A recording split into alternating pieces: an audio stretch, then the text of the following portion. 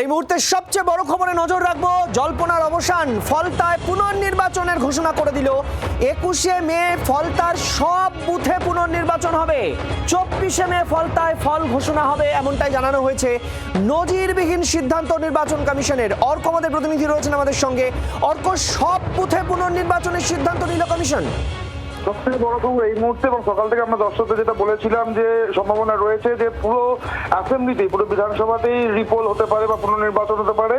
বাস্তবে দেখা গেল সেটাই হচ্ছে। কমিশন পুরো 285টা বুথ, ফলতা বিধানসভা যে রয়েছে 285টা বুথ, যার মধ্যে অক্সিলারি বুথগুলো রয়েছে, সেই 285টা বুথেই 21শে মে সকাল 7টা থেকে সন্ধ্যে 6টা রিপোল করছে বা পুনর্নির্বাচন করে। ফ্রেশ পোল, রিপোল বলাও ঠিক হবে না, এবং ফ্রেশ পোল নতুন করে নির্বাচন এটা হচ্ছে। এবং 24শে মে এই ফলতা বিধানসভার যে ফলাফল সেটা ঘোষণা করা হবে।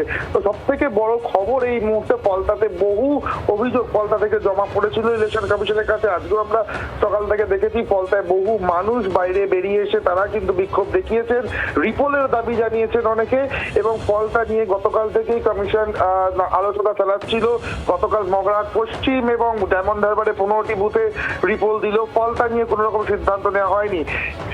এই একই সঙ্গে আমরা ফলতাতে আমরা আমাদের দর্শকদের দেখিয়েছিলাম যে প্রথম টেপ লাগানোর যে ঘটনা ঘটে, আতর লাগানোর ঘটনা ঘটে। আমাদের সঙ্গে থাকো। আমাদের সঙ্গে এই মুহূর্তে রয়েছেন তৃণমূলের তরফ থেকে রিজু দত্ত। রিজুবাবু, স্বাগত জি 24 ঘন্টায়। এবং ফলতায় এই মুহূর্তে নজিরবিহীন সিদ্ধান্ত, গোটা বিধানসভাতেই একেবারে নতুন করে নির্বাচন হবে 21 তারিখ। না, নজিরবিহীন শব্দটা তো আর এবার বস্তা পচা হয়ে গেছে। মানে পুরো ইলেকশনটাই তো নজিরবিহীন হচ্ছে। নজিরবিহীন সিকিউরিটি, নজিরবিহীন নিয়ম বদলানো, নজিরবিহীন ভাবে পোল করানো, নজিরবিহীন সাজোয়া গাড়ি, সবই নজিরবিহীন। তাহলে ফলতায় যদি পুরো ফলতা বিধানসভাতে যদি নতুন করে পুনর্নির্বাচন হয়, তাহলে এই সিংঘামটাকে পাঠিয়েছিল কেন? আগে ওইটাকে তো কান মুলে ফেরত পাঠানো উচিত যেখান থেকে এসছে সেইখানে। তার মানে সে অপদার্থ, সে ব্যর্থ। Point number 1। আর পয়েন্ট নাম্বার 2, যদি এই ট্রেন্ডই চলতে থাকে যে যেখানে তৃণমূল ক্লিন সুইপ করে বেরিয়ে যাবে সেখানে পুনর্নির্বাচন ঘোষণা করবে, তাহলে আপনারা তৈরি হন। 4 তারিখের পর নন্দীগ্রামেও আবার নির্বাচন কমিশন বলবে পুনর্নির্বাচন করতে হবে। কারণ নন্দীগ্রাম শুভেন্দু অধিকারী হারছে, ভবানীপুরে শুভেন্দু অধিকারী হারছে। এই তো এখন দেখছে। বাংলার মানুষ দেখুক, বাংলার মানুষ বুঝুক। এই যে এত সাঁজোয়া গাড়ি, এই যে আপনারা সারা দিন ধরে অজয় পাল শর্মার পেছনে পেছনে ঘুরলেন, সারা মিডিয়া ঘুরছে, লোকের বাড়িতে ঢুকে প্রার্থীর বাড়িতে ঢুকে তার পরিবারকে সাজাচ্ছে, মানুষকে সাজাচ্ছে, তাহলে এই অপদার্থটা করলোটা কি?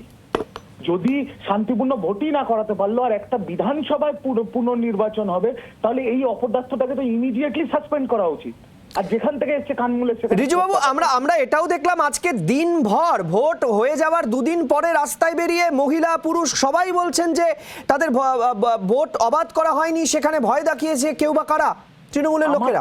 আমার তো প্রশ্ন সেখানে যে যদি ফলতায় একাংশের মানুষ বিক্ষোভ দেখায়, তাহলে এতদিন মিডিয়ার শব্দে স্পেশাল অবজারভার বিজেপি আর অমিত মালব্য যার ভিডিও শেয়ার করছিল, সিংঘাম এনকাউন্টার স্পেশালিস্ট, এই অপদার্থটা করলোটা কি?